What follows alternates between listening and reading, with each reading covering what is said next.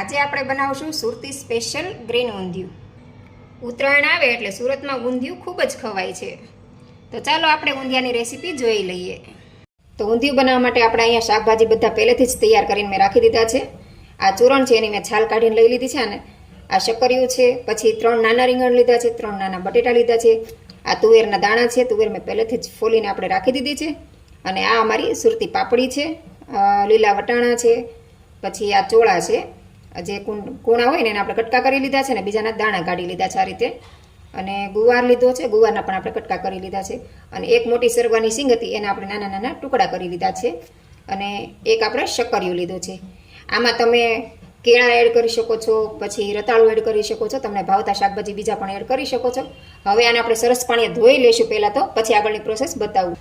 તો આપણે બધા શાકભાજી મિક્સ કરી દીધા છે ને આમાં આપણે પાણીની અંદર એડ કરી દીધા છે. અને આપણે સરસ રીતે ધોઈ નાખવાના છે, જેથી કરીને આમાં દવા ને એવું કાંઈ હોય તો એ નીકળી જાય. અને બધા શાકભાજી આપણે મિક્સ જ કરી દીધા છે. આની ઉપર માટી લાગેલી હોય એને પણ આપણે આ રીતે ધોઈ નાખવાનું. તમે જોઈ શકો છો કેટલી માટી છે. તો આપણે શાકભાજી સરસ ધોઈ લીધા છે ને આપણે એક ટોપલીમાં કાઢી લીધી છે. અને રીંગણાના ડીટી આપણે કાઢી લીધા છે.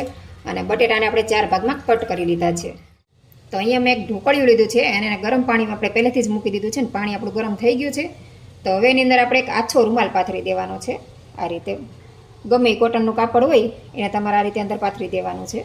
અને હવે આપણે ધોયેલા શાકભાજી આપણે આની અંદર બાફી લેવાના છે. તો બધા શાકભાજીને આપણે છૂટક આવી રીતે જ બાફશું ને આનો ટેસ્ટ ખૂબ સારો આવે છે. રીંગણને આપણે સૌથી ઉપર લઈ લઈશું અને બાકી બધું શાકભાજી આપણે નીચે રાખશું. શક્કરિયું આપણે એક જ રાખ્યું છે, એ બધું આપણે ઉપર રાખી લઈશું. અને હવે આને આપણે રીતે ઢાંકી દઈશું. તો આપણે બધા શાકભાજી વરાળથી બાફવાના છે. એકદમ ઇઝી રેસીપી છે.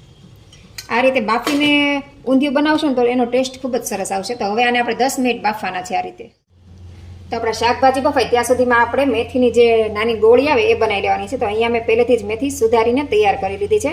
અને થોડાક આપણે ધાણા લીધા છે. તો હવે આની અંદર આપણે મસાલા એડ કરી દઈશું. તો સૌથી પહેલાં આપણે અડધી ચમચી હળદર લીધી છે, અડધી ચમચી મેં અજમા લીધા છે. અજમાનો ટેસ્ટ ખૂબ સરસ આવે છે. 1 મોટી ચમચી આપણે તલ લેવાના છે. અડધી ચમચી આપણે ખાંડ એડ કરી દઈશું. 1 ચમચી આપણે લાલ મરચું પાવડર લેવાનું. 1 ચમચી આપણે આદુ મરચાં અને લસણની પેસ્ટ લીધી છે. હવે આમાં આપણે 1 ચમચો ચણાનો લોટ લેવાનો છે. અને 1 ચમચો આપણે ઘઉંનો જાડો લોટ લીધો છે, જે દરદરો આવે ને ભાખરીનો એ લીધો છે. હવે આપણે એમાં મોણ માટે તેલ નાખશું અડધો ચમચો. 1 ચમચી આપણે ખાવાનો સોડા લીધો છે.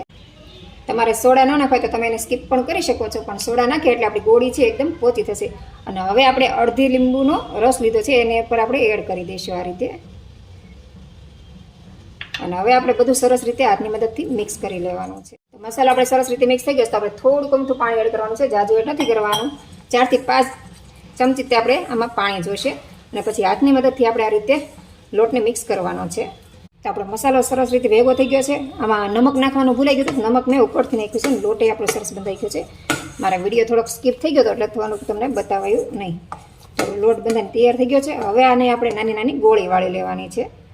તો તમને નાની મોટી જે સાઈઝ ગમે એ સાઈઝની તમારે નાની નાની ગોળી બનાવી લેવાની. હું નાની નાની ગોળી બનાવું છું કેમ કે નાના છોકરા છે ને મારે, તો એને નાની નાની ગોળી હોય તો ખાવાની મજા આવે. તો આ રીતની આપણે બધી ગોળી વાળીને તૈયાર કરી લેવાની છે. તમે જોઈ શકો છો આ રીતની ગોળી તમારે વાળી લેવાની છે. બરાબર. તો આપણી ગોળી બધી બનીને તૈયાર થઈ ગઈ છે. હવે આપણા શાકભાજી બાફવા મૂકશે એને આપણે ચેક કરી લઈએ. આવી રીતે શાકભાજી બાફશો ને તો એમાં જે કેમિકલ્સ દવા જે નાખેલું હોય ને એ બધું નીચે પાણીમાં ઉતરી જશે ને પાણીનો રંગ તમારો આખો બદલાઈ જશે. તમે તળીએ જે પાણી મૂક્યું છે ને એનું શકો છો આપણે શાકભાજી છે એકદમ સરસ રીતે બફાઈ ગયા છે. હવે આપણે એક ચાકોની મદદથી જોઈ લઈશું. તો આ બટેટું છે તમે જોઈ શકો છો બટેટું એકદમ સરસ રીતે બફાઈ ગયું છે. અને રીંગણ ને બધું બફાઈ ગયું હોય. આ બધા શાકભાજી સરસ રીતે બફાઈ ગયા છે. તો હવે આને આપણે થોડી વાર આમ ઠંડા થવા દઈશું. હવે આપણે અહીંયા એક પેન લઈ લીધી છે અને હવે આપણે તેલ મૂકી દઈશું. એમાં ઊંધિયામાં તેલ વધારે જોઈશે એટલે આપણે થોડુંક વધારે તેલ લઈશું. અહીંયા આપણે 1.5-2 ચમચા જેટલું તેલ લીધું છે. હવે આને આપણે ગરમ થવા દઈશું. તો તેલ ગરમ થઈ ગયું છે. તો હવે આપણે જે ગોળી છે એને આપણે આમાં તળી લેવાની છે.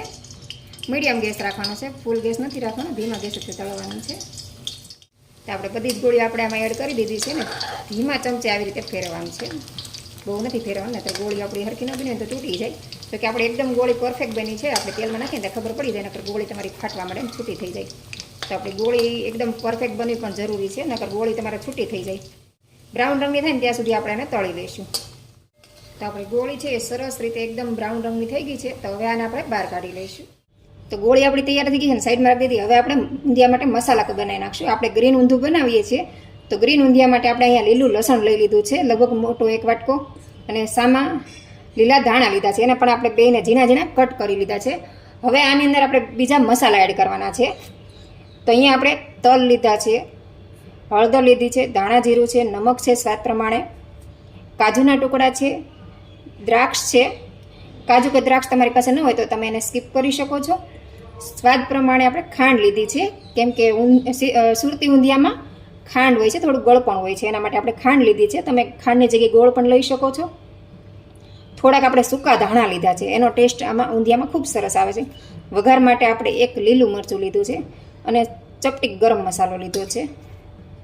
તો આ બધું છે આપણે આની અંદર મિક્સ કરી દેવાનું છે. 1 વાટકો જેટલું હું સૂકું ટોપરું લઉં છું.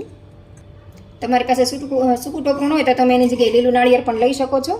હવે આપણે 2 ચમચી મોટી આદુ, મરચાં અને લસણની પેસ્ટ લીધી છે. 1 લીંબુનો રસ લીધો છે, એ પણ આપણે આમાં એડ કરી દેવાનો. આપણે ગળપણ લીધું છે, એના માટે આપણે લીંબુ લીધું છે. હવે આ બધા જ મસાલાને આપણે સરસ રીતે મિક્સ કરી લેવાના છે. આ રીતે આપણા ગ્રીન ઊંધિયાનો મસાલો છે એ સરસ રીતે તૈયાર થઈ ગયો છે. હવે આપણે વઘાર કરી લઈએ. તો આપણે જે મેથીની ગોળી તળી હતી એ જ તેલ આપણે લેવાનું છે, કે એની જે સુગંધ હોય, એની અરોમા હોય એ ઊંધિયામાં ખૂબ જ સરસ લાગે છે. હવે આપણે એમાં અડધી ચમચી હિંગ એડ કરી દેવાની છે. હિંગ નાખ્યા પછી આપણે 1 નાનો એવો તજનો ટુકડો લઈશું, લીલું મરચું જે આપણે લીધું હતું એ, અને તમાલપત્ર. મરચાંનો વઘાર થઈ જાય પછી આપણે જે મસાલો બનાવ્યો છે ગ્રીન, એ બધો આપણે આમાં એડ કરી દેવાનો છે. ગેસની ફ્લેમ સાવ ધીમી રાખશું, બધા જો મસાલા આપણે એડ કરી દેવાનો. મસાલાને આપણે સારી રીતે તેલમાં સાતળી લેવાનું છે. આ રીતે આપણે ધીમા ગેસ પર આપણે 1 મિનિટ સુધી મસાલાને સાતળવાના છે, કેમ કે આપણે આમાં લીલું લસણ નાખ્યું છે, તલ નાખ્યા છે, કાજુ છે, એ બધા જ મસાલા છે ને એકદમ સરસ રીતે શેકાઈ જાય. એના લીધે આપણે 1 મિનિટ આવી રીતે શેકશું તો એનો ટેસ્ટ ખૂબ સરસ આવશે. આપણે 1 મિનિટ થઈ ગઈ છે ને તેલ તમે જોવો છો બધું છૂટું પડવા માંડ્યું છે. તો હવે આની અંદર આપણે શાકભાજી તો આપણે બાફેલા શાકભાજી બધા જ આની અંદર આપણે એડ કરી દેવાના છે. મેં એક ચાવણીમાં એને છાળીને કોરા કરી નાખ્યા છે, જેથી કરીને પાણી અંદર ન રહે.